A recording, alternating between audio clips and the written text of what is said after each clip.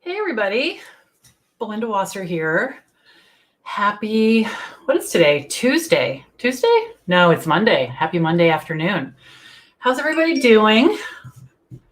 As you're coming in, I would love to hear where you are and in the world and where you are on your VA journey. That would be very, very fun. I love that we have so many people from so many countries. The last time I counted, we had 47 countries, and that's been a little while since I've looked at that. So very exciting, very exciting. All right, well, why don't we do this? Why don't we get to know each other a little bit? Let's get to know each other a little bit better while we're waiting for other people to join us, okay?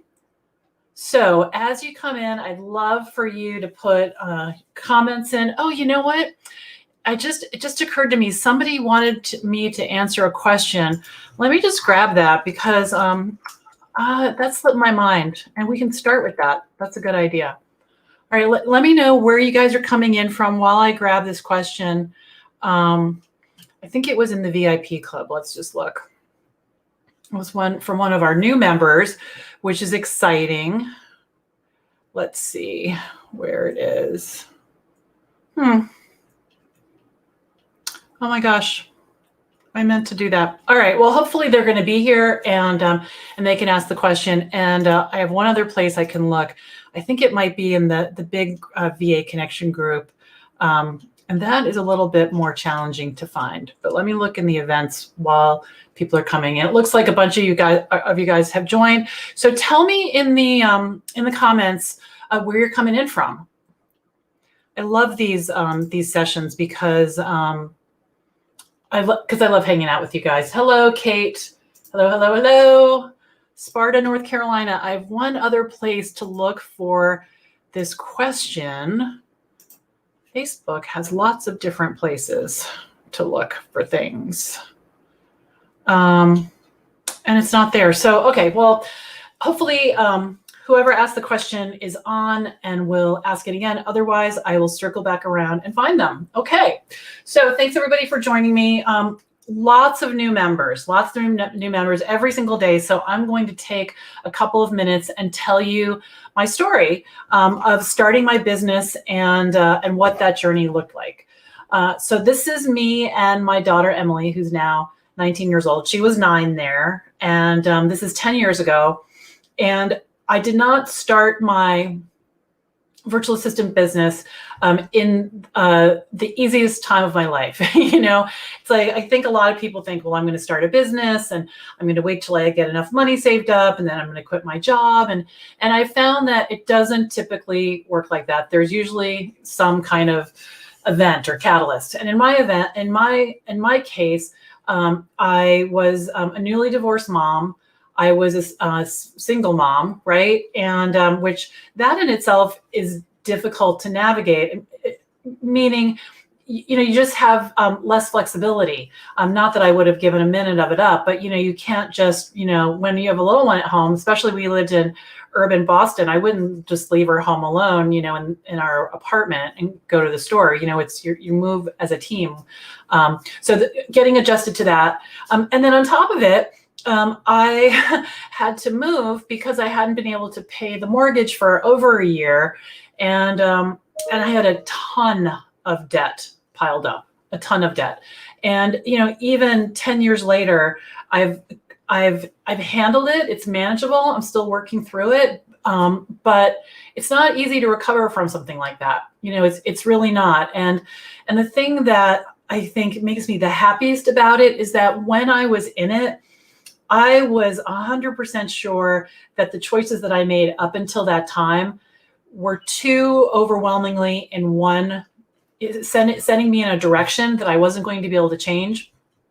And I just thought, okay, it's just going to be struggle forever. That's just the way it's going to be. And it continued to be a struggle for a while, but it's not anymore. It's not a struggle. And recently I bought my daughter an old used car from a family member.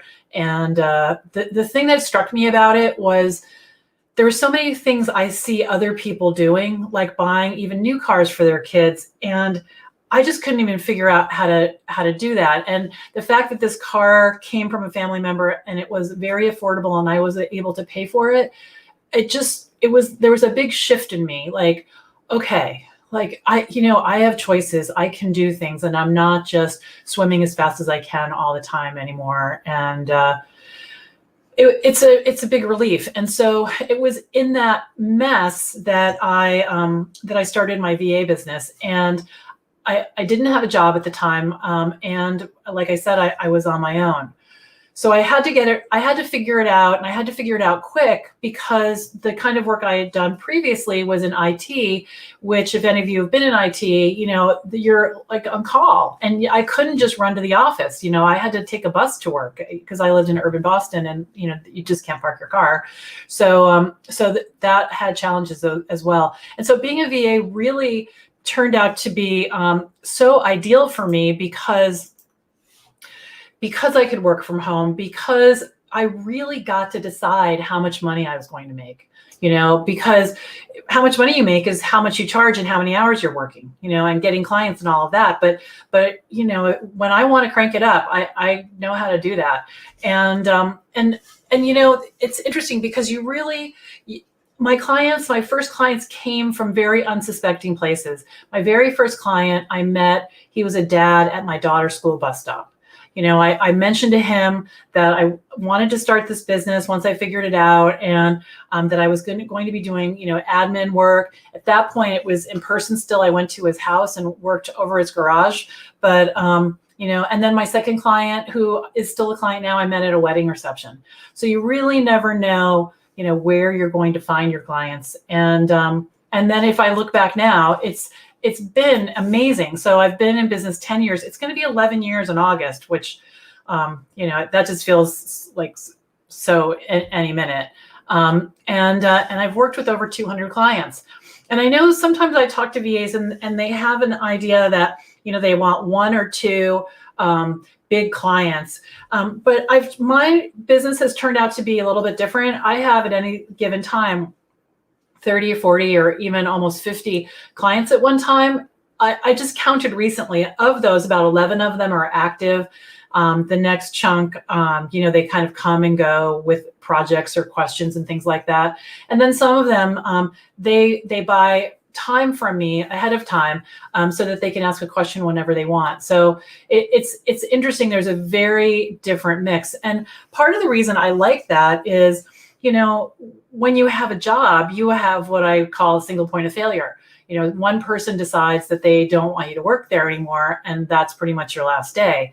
However, with me, because I have so many clients, even if half of my active clients went away, I would easily be able to, I would probably feel it for a minute, but not much longer than that. So there is a lot of job security. It's not a job, but that security that a lot of people don't have when they work for somebody else. So that's been interesting as well. And then the last thing that I want to bring your attention to is that, I'm not this unicorn person. I figure things out and I get stuff done, and I'm willing to work hard. And, I've been a secretary back when they called them that. So I had some, I could type and I knew Word and PowerPoint a little bit. And, but for the most part, I didn't have all these super technical skills, and I've made $1 million, from an idea in my house. So it's really out there if you want it. It does take knowing how to do that. And that's why you guys are, a lot of you are in this group with me, because I can help you, and I would love to help you. So today's a time to bring your questions about all of that. And this is what it looks like today. This was us last summer. This is Greg, my forever longtime boyfriend. And this is Emily. She's 19 now. And, one of my friends said to me, I lived in Boston at the time, and now I live in Connecticut. And she said to me not that long ago, actually about 5.5 years ago, when I moved here, we got all settled in, and Emily was in school, and everything had evened out and normalized. And I was able to, start on that path of creating the life that I wanted. I won't call it a normal life, what's normal, but the life that I wanted. the life that I had hoped for. And she said, if I would have told you, even 3 years ago that you're going to be living in Connecticut with Greg, that your business was going to be thriving, that you would have your debt handled, and that, Emily was going to be, she was going to be good. She's going to be great. I would have told her she was insane, because I did not believe that's what was going to happen, because everywhere I looked, there was a mess. Everywhere I looked, there was a struggle. But really, just one step at a time, I pulled myself out. And if any of you are in that situation, you can too. And being a virtual assistant is a great way to do that, a really great way. And you can start wherever you are. You can really start from wherever you are. So let's jump in right now. And we've got a Facebook user from Edmonton. Hello. And Lindsay Parker from Mooresville, North Carolina. Welcome. Lindsay just joined the VIP club, which is very exciting. Okay, you guys, so I'm here to answer your questions. So I should have told you earlier to put them in the chat. And while you do that, I am going to go look for that question again that someone asked, because it was a really good question. And if you are on the call, because I can't see who specifically is here, if you're here and you had that question that you typed out in the Facebook group, that would be awesome. And in the meantime, I can, yeah, I'm really bummed. I had a meeting right before this and it slipped my mind. I should have put it on my calendar. Oh, happy International Women's Day, everybody. Yay, right? Oh, here it is. And it was Lindsay. I thought it was you. All right, Lindsay, I've got your question right here.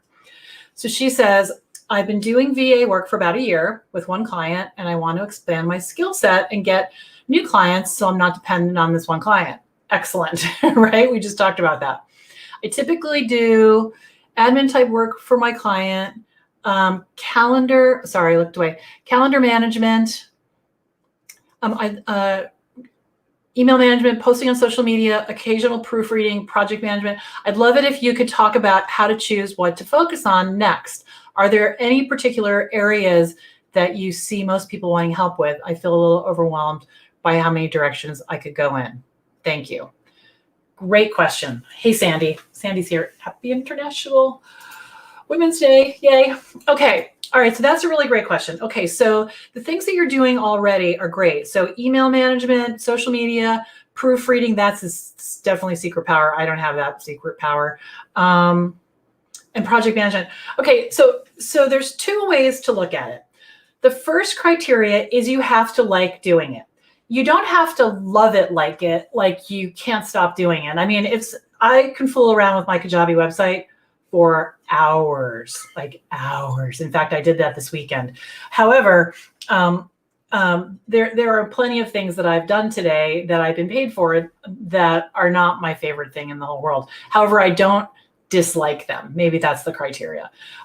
So first, think about that.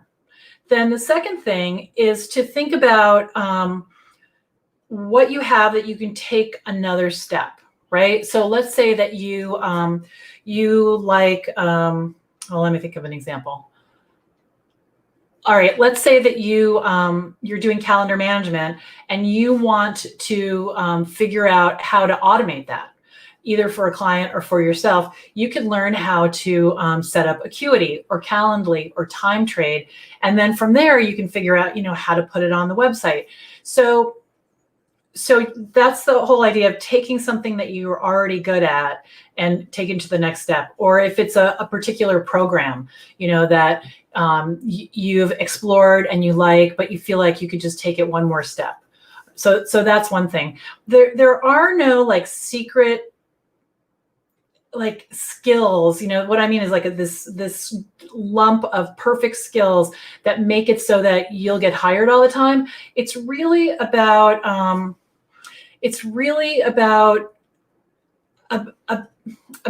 things that you like and things that interest you. So for example, I have a WordPress website for my business, Rocket Girl Solutions. For the VA connection, we're on Kajabi. As soon as I started doing Kajabi, I really liked it. And at first I really hated it because I didn't understand it and it was making me really mad. I'm very impatient. And so I was, rah, rah, rah, rah, rah, rah. And then I figured it out. And then all of a sudden people started asking me, can you help me with Kajabi? Can you help me with Kajabi? I don't even know how they knew that I was on Kajabi, because I don't talk about that very much with my Rocket Girl clients. But that's what happens. People just start to do that. Now, the way that I grew my skill set was by treating my business as a business. And what I mean by that is, so I set up my WordPress website. I learned how to do that. I got some help because I could only go so far. And then I started writing a newsletter. Because I started writing a newsletter, I got really good at setting newsletters up. And because I was sending it out, people noticed. I created a list of all the people that I knew, got their permission, sent the email out. And then, so I became known a little bit for these email newsletters because people really liked them. I would guess 30% of my business is repetitive work doing email newsletters for people. In fact, one of my clients was talking to an old client of mine over the weekend, and she sent me an email and said, hey, Amy told me you did her email newsletter for her. Can we do mine? I've been working with Anne for, I don't know, over a year, and she didn't even realize that I did that. But anyway, so I'm going to do that. My point is that I knew that I would grow my business doing emails, and then people saw that. Then I noticed how much time I was spending trying to get appointments set up with potential clients. Emails back and forth, it's like by the time they email me, the time when they're free, I'm booked for that time, really crazy. So I set up Acuity Calendar, Acuity Scheduling, which is an application, and I put it on my website. I told people about it. I created a 30-minute free consultations, like a discovery call, and I put that link in my email signature, in the newsletter, and on the bottom of every single page on my website. And now I no longer struggle with the calendar, and potential clients just pop right on there without any struggle. So the result is the potential clients all see this. It's pretty slick. It's got all the bells and whistles, and it's got my logo and everything, and it's very pretty. And then what happens is they hire me, and then they say, can you do that for me too? And I probably set Acuity up for, 15 people. When people prepay my time, they use a credit card on my website. So everybody who's ever been a client has paid me in that way. The same thing happens. Hey, I would like to get paid by credit card. I, again, don't know how many people I've set that up for. So one way to do it, and the reason this works so well for me is because I don't like to do like sort of pretend projects. I like to be able to check something off of my list. So each time I thought about an improvement for my own business, that's what happened. Same thing with like a LinkedIn company page. I did it so that I would have one so that I could use it as an example to show people. Facebook business page, same thing. Posting on social media. I learned doing my own social media. After I had written a bunch of emails, I started putting them out using Buffer. And so then I learned how to use Buffer. And then another client used, Meet Edgar. And then I learned that. So it's this natural progression. So we have a couple of comments. Let me jump in.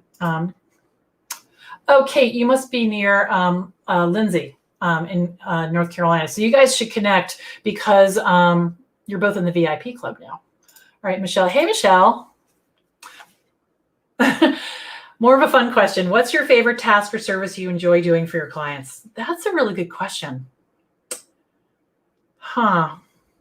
Well, I like doing tasks where I have time that I can kind of lose myself in it and think it through. So it's not a specific thing. It's more when I get to solve the problem.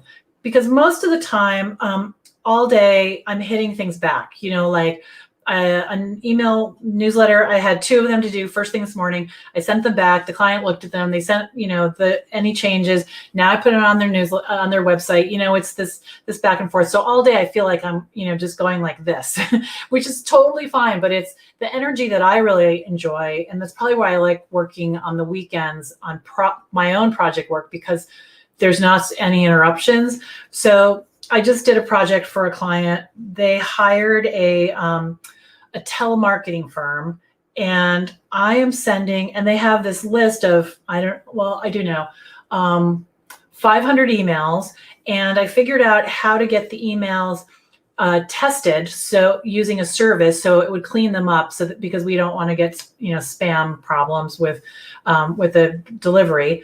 And then I had to figure out how to be able to sort the spreadsheet so I could tag everyone and then put them into MailChimp and create an A/B test. So it's stuff like that where it's like, okay, well, how does that work? And then how is that going to work?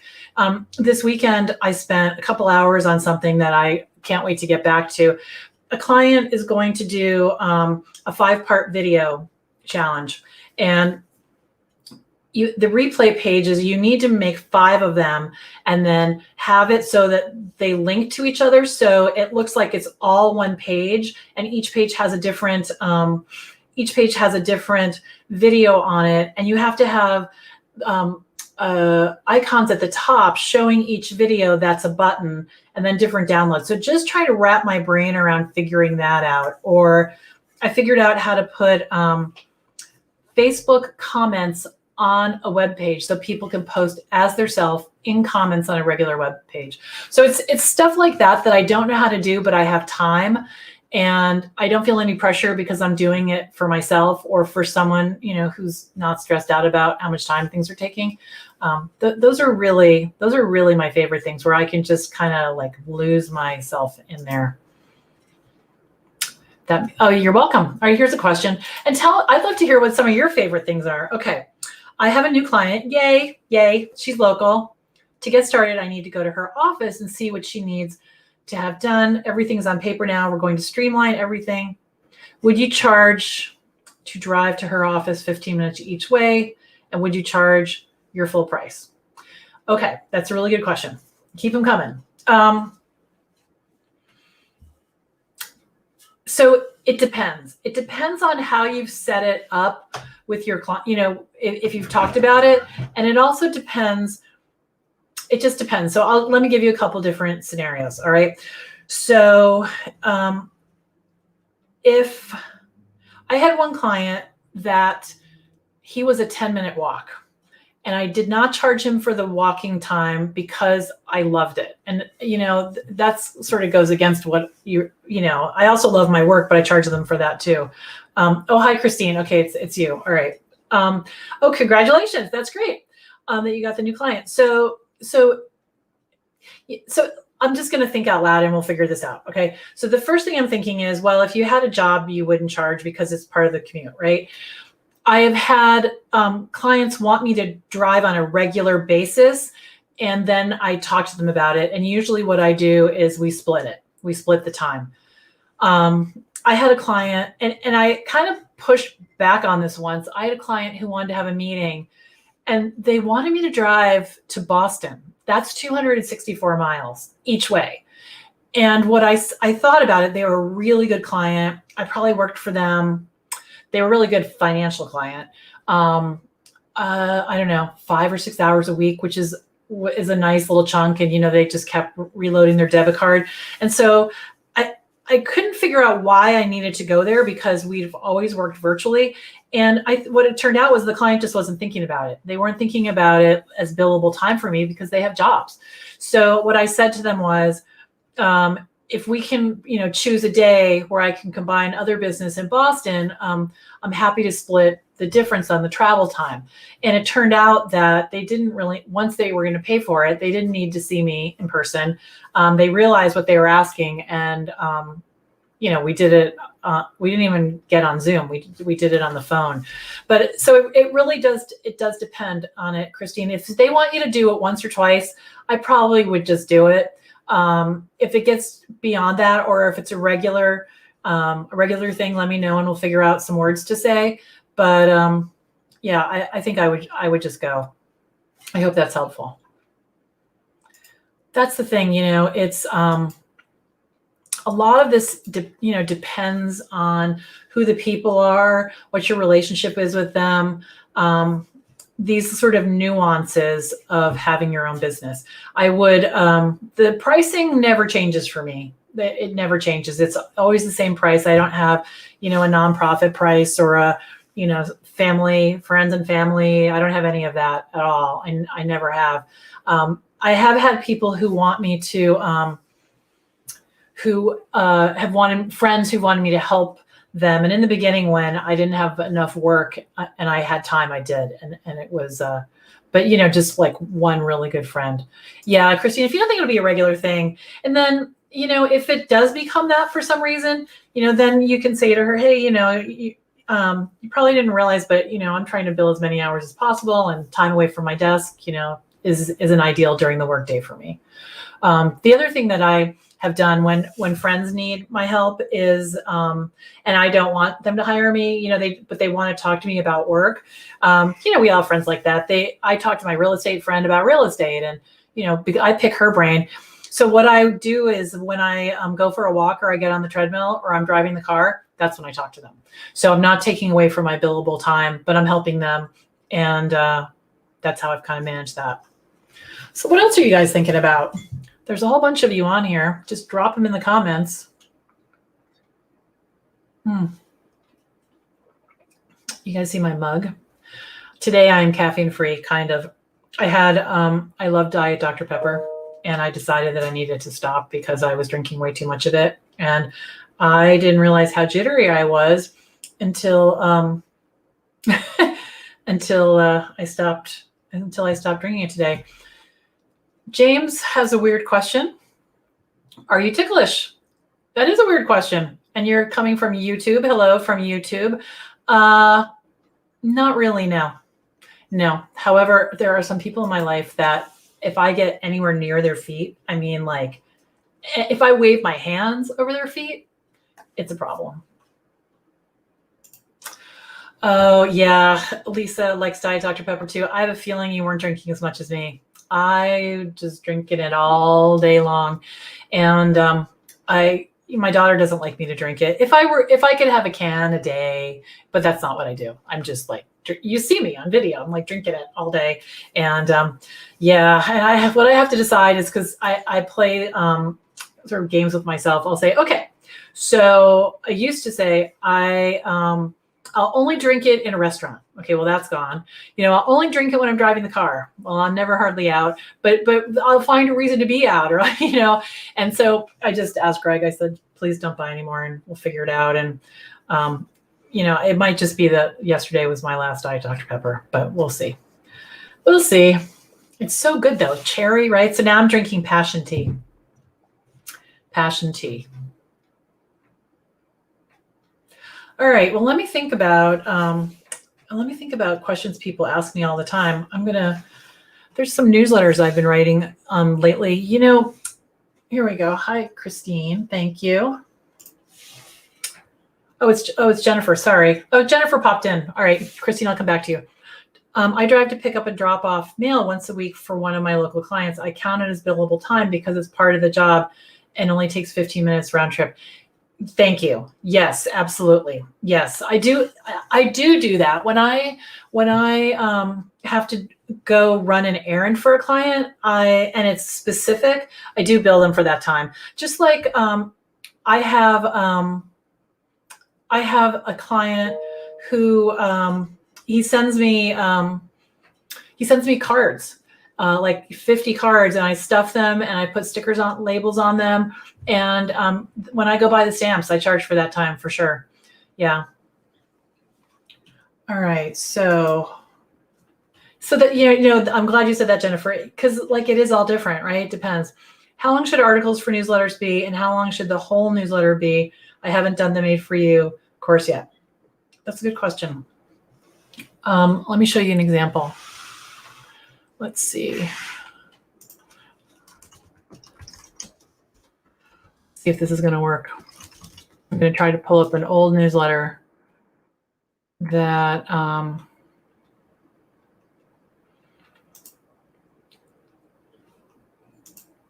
let's see. Looking. Oh, I'm in Facebook. That's why I can't find it, because my email is not in there. Here we go. I don't know the exact number of words, but I'm going to see if I can show you an example. In Word, mine are typically one page of just regularly spaced. All right. Here. Hold on. I would love to find this for you if I can. Here we go. Okay, so this is a really old email. All right, I'm going to grab it, and you'll see how much I've aged. Okay, so you guys, let me share my screen. Okay, and let me make me smaller. Okay, so here is my newsletter. So this is from 2013, and I've always had an image right here. This is me 10 years ago because I was just starting out. And, a couple of lines here. The formatting on this is a little strange because someone replied to it. Let's see, maybe I can get the real one. No. Okay. And this is the email right here. So it's not that long. I'm a big fan of doing like a list, like 5 reasons your email box should stay cleaned out, or 3 things to think about when doing something else. And I like that because I always want to write about things that I don't have to do any research on. Of the 200 newsletters I've written, I didn't research any of them. It's just I sit down and I think, what are people asking me? I mean, that's how the VA Connection emails are. I just think, what are people asking me? What are they struggling with? And then the same thing with the Rocket Girl email. And then I used to tie this to my website and ask people to comment, but they never did, so I took that out. And this is old. This is sidebar. Things I can't live without: Brussels sprouts. But let's see. There's some. Michelle is asking, I can't live without home office for you or fun gadget. Oh, I have a lot of those. You're sweet to ask these questions. I can't live without my laptop for texting, my mic stand. I don't know if you guys can see that. There's a stand. I'm not big enough. Hold on. Let's see. Here we go. I have this stand. You can't really see it, but it's a mic stand. I can't live without that for sure. What else? A lot of software, Toggle, things like that. All right, let's jump up here for a minute. And how do you feel about read more links? I don't like them, and I'll tell you why. So imagine this. So here I am. I'm at the grocery store, right? And or wherever I am, I'm on the couch, and I am reading your newsletter in my mail, and then you want me to click more, and then now another app opens. Even on the browser, right? Another app opens, and now I'm on your website, and now I have to scroll down and find where I was reading, and you lost me a long time ago. There's a woman who's a coach of mine. I have a lot of respect for her. She does really great work. She has a read more link. Every time I see it, I just think, I don't want to do that. So that's where I fall, where I fall on that. All right, let's see. Jennifer, I'd like to know if there's a great app to track my mileage for taxes. Yes. What is that, you guys? I used to have it. Let me see if I can find it. Well, how it works is every time you get in the car, it knows, and it tracks all your trips, and then you just either make it personal or business. So let's see. Mileage. I had this Mileage IQ, I think. Let's look. I think that's it. Mile IQ. Is that it? Yeah, it looks like it's owned by Microsoft. Yeah, Mile IQ. Check that out, or Mileage IQ. It's no, it's Mile IQ.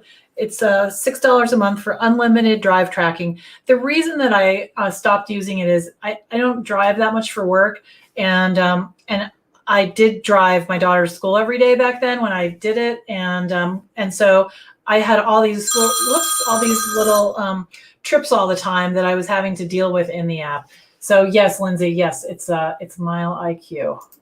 Oh, it sounds like QuickBooks also tracks. That's interesting. Okay, and there is also the Little Gray Book. There's a little book you can get.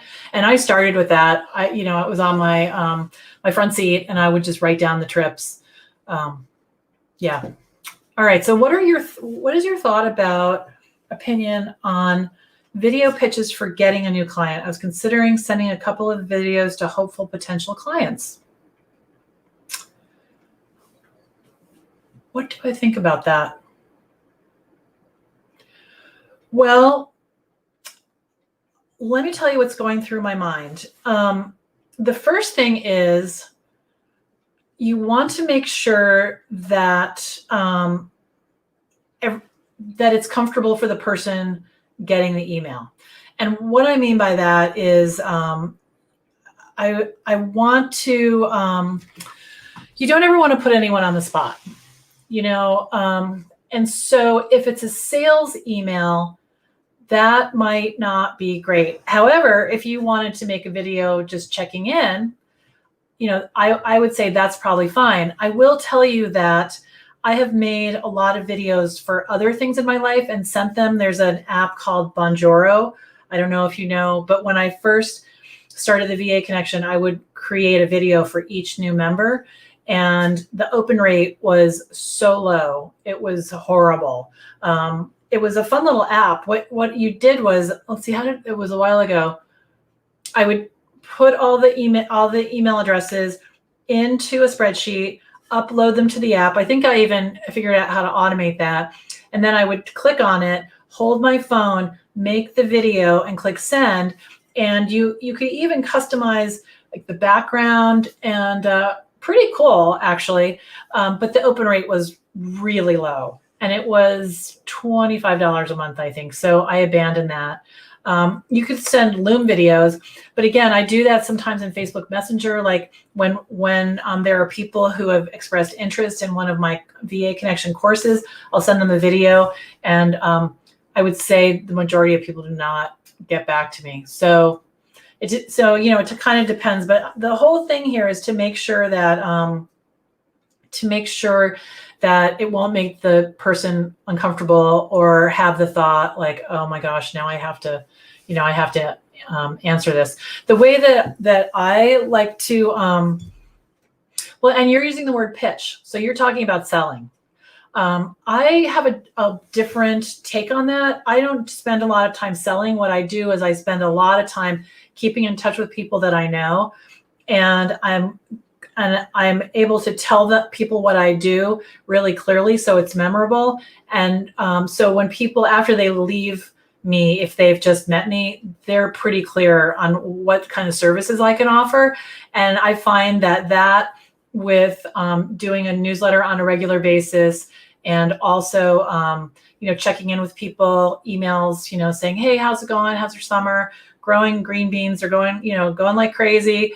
I'd love to hear how you are when you have a chance, but not really talking about work. But I have my email signature, and I have that link, in my signature, so people can get the free 30-minute consultations. I find that that's really more than enough. Last month I had 3 new clients. I'm not sure about January, but just by doing that, I find that that way I don't have to do any selling, because I'm not comfortable with that. There's nothing wrong with it. I'm kind of an introvert, and so that was a long answer, but that's what I think about it. All right, so Jennifer says, great. I didn't know where to start. That's great. Yeah, Mile IQ, I think, had a great reputation. Someone told me about it. It was really cool. So what else are you guys thinking about?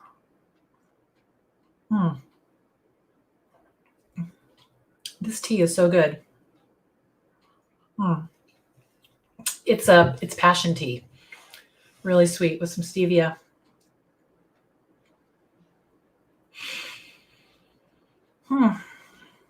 So I'm trying to think about the other questions that people have been asking me lately. Tell me in the comments, have you guys been VAs for a while? I know some of you have been out there for a while.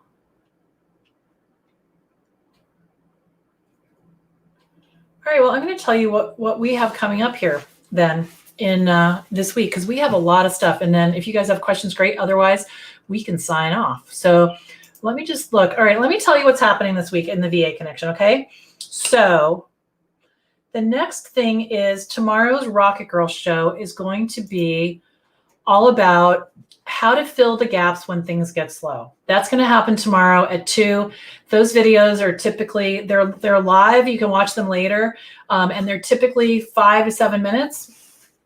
And what we're going to talk about is, how to fill the gaps. Like, I used to play this game with myself. I thought of it as, if my business doubled tomorrow, what would I wish that I had done yesterday? And when things are slow, it's easy to just think, okay, I'll just take some time off, which is totally fine. However, it is also a good idea to think about what can make your life easier tomorrow when you have that time. So that's going to be tomorrow. And then on Wednesday, the weekly webinar series is going to be all about how to reverse delegate. And I'll tell you what I mean by that. A lot of times clients are not really good at giving complete information. In fact, I have many clients who are not good at giving complete information. And so what I've learned is that I need to really go in and think about what questions, how am I going to interact with them, so I'm not asking them 20 million questions and making this more difficult for them. So anyway, we're going to talk all about reverse delegation. And then if you're in the VIP club, we're having a party the 11th at 1, which is going to be a lot of fun. Don't miss that for sure. I always bring sort of slumber party questions, and it's fun. And then the Rocket Girl show on Friday is going to be about Evernote and how I use Evernote to manage my client notes. Okay, cool. So let's see, what do we got? Oh, reverse delegate. Great. Yeah, Kate. Yes, absolutely. And the other thing I didn't talk about, speaking of Kate, we have a regular Clubhouse room. For those of you who are on Clubhouse, we meet every Tuesday night at 7:00 p.m. Eastern. And tomorrow, we talk about everything, but tomorrow the topic that I'm bringing is about keeping your email organized and straight. So we're going to talk about that. Okay, let's see. So Jennifer says, the idea of a newsletter doesn't excite me. Is there something else I could do instead? Yes, absolutely. And Jennifer is in my Launchpad class, and we're going to talk about that. Maybe this week, I'll have to look. But yes, there are definitely things that you can do. One of them is, you could make a video. You could do some kind of video. One of my clients does that. She does her newsletter in video. The other thing is the keep in touch emails that I was just mentioning. The other thing you could do instead is meet with people, a couple people a week, and just have kind of check-ins. The most powerful way to do it, though, is the newsletter. And because as your list grows with one, a click of a button, you can reach so many people, and it can be so personal if you do it well. And so we should talk about that. The newsletter did not interest me at all. In fact, I would rather have a root canal than do my newsletter in the beginning. I am not a good writer. I'm not a comfortable writer. When I get nervous, my brain locks, and that's the part of my brain that locks. But I had help, and I did it anyway. And it has turned out to be one of the smartest things I've ever done in hindsight, because I have all of this content that I can now use all over the place. On social media, a lot of my newsletters have become webinars that I give for different organizations. They've also become videos. So let's explore that a little bit more, because it has been so powerful. And the cool thing is, because you're taking the Launchpad course, in there's one of my courses is called the Done For You Email Newsletter System. And in there are 12 newsletters already written. And you can use them as they are, or you can grab an idea or take parts of it, whatever you want. So you can at least start to do that and see the power of it while you're figuring it out. But there are some other things for sure. The informational interviews are another thing you could do to get your business going. And there's a webinar and we have a visitor here. I'll take him. Thank you. Thank you. We this is my bird. His name is, I call him Birdie. Greg has an interview and the bird is making noise, so he brought him to me. Okay, so what was I talking about? Sorry. The email newsletter, the informational interviews. And I can, there's an article in the VA Connection on the blog, and there was like 11 points. I'm going to put him right here. 11 points. Sorry. This is one of those unusual circumstances. 11 points that, of how to conduct the interview. So definitely check that out. Okay. Sandy, when you were in Massachusetts as a sole proprietor, did you register in the state or just the town? That was 10 years ago. I don't remember. I lived in Boston, and I do think I had to go to City Hall, because that's like a whole thing when you live in Boston, it's a big building. I do think I did. I would probably Google that or ask like your accountant or something if you have an accountant, or you could call City Hall. I'm sorry, I don't have a specific answer about that. When I moved here, I only had to register. You know what happened when I opened my business bank account? The bank had the form I needed to file, and I brought it over to town hall, and that's all I had to do. Okay, so obviously everyone should check with their CPAs, but what are some things that you may not realize you can reuse as a tax write-off? That's a good question. Okay, so definitely this is not, professional guidance here, but some of the things are, you're welcome, Sandy. Books that I'm reading to, so that's in the category of education. So education, courses, anything that is specifically for your business. So if I bought somebody's course and it was for my work, it's, I deduct it. It's a business expense. A portion of your cell phone, the room that I'm sitting in, this is some percentage of my overall total house, and I'm able to deduct where I live, part of the rent, part of the electric bill, all of that. So what else? Software, obviously, postage, envelopes, pens, anything that I use in my business. If I need it, I have a pair of scissors right here, those were a business expense. So anything like that. Yeah, I'm trying to think. Even like cleaning supplies for the house, you can take a certain percentage. Some of them for me are just not worth tracking, like how much Windex I buy, not that much, but things like that. Thank you for the question. Okay, and Kate's saying reverse delegate. Yeah, that is a huge thing. And I do believe that that's one of the reasons my business has been successful, because I figured that out without getting annoyed by the people who need me to do it. Because it happens all the time. And it's because I think our brains think in a different way. So I was just on the phone right before this with like 5 people, and they want me to do this kind of complicated thing in MailChimp. And so before I got off the phone with them, I said, okay, let me just break this down. So I'm going to do this and this and this and this on these days at this time. And I just played it all back because no one was holding the thread of the project like me, because I'm the one doing the work. Everyone's throwing ideas in, and it's easy to get off track, even with one person. We've all talked to people with, shiny object syndrome, where they're all over the place, and then you just have to like bring it down, bring it back. Okay. Oh, who is this? I think you're talking about the bird here. I don't know if he's going to let me pick him up. Come here, birdie. So his name is Rudy. We thought he was Gracie, but then he turned out to be a boy. Here, he doesn't want to look at the, oh, there he is.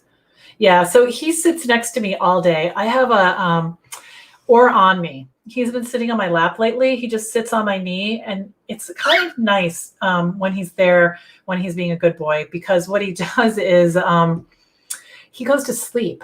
And if you've ever had a baby fall asleep on you, you know how there's that like, you just kind of relax. And that's what it feels like when he does that. But other times he talks a lot like this, And that's why Greg brought him in here, because Greg has a Zoom interview and the bird can't be talking right where he is. So I'm going to put him back on my knee. Come here. Good boy. Today he's spoiled rotten. He had banana for breakfast, and then he had an almond. And then what did he eat? He loves toast and he loves scrambled eggs. Those are his favorite things. In fact, when I make scrambled eggs in the morning, which I do almost every morning, he just starts to scream and he starts saying, "Good birdie, birdie. I'm a good birdie. I'm a good birdie," because he wants me to give him some. So you thought chickens were enough. I did stay a sole proprietor. I did. And you guys, I told you my ruinous financial background. So, I didn't have really anything to protect. It is super simple to set up a single member LLC. And I have done that for other businesses that I have. And so, again, talk to your accountant, talk to your attorney. But if you have assets that you want to protect, and I don't know how thick that layer is between, your clients and your assets. But that's definitely something to do. And it's an investment for sure. And in Connecticut, I have to pay $80. I'm not even sure how often. I just did it. I think it's every other year for another business. No, it was every year actually, because it was. You just go on the website. So I did definitely. Once you start to make larger amounts of money, like if you create an agency of VAs and you start to make, I think Greg told me it was like a couple $100,000 a year, then you'll want to you'll want an LLC for tax reasons. Okay. Well, let me see if there's any other questions. This was fun, you guys. I love answering your questions. They're so good.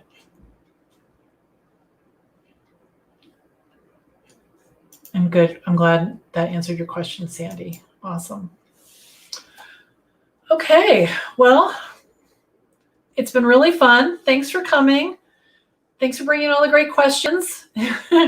It's great. And I'll see you guys in the group. I'll be around. If you have any questions additionally, feel free to post them and to tag me, and I'll circle back around and answer them. And in the meantime, let's see if he'll come back up again. Rudy and I are off to do more client work for the day. Okay, bye you guys.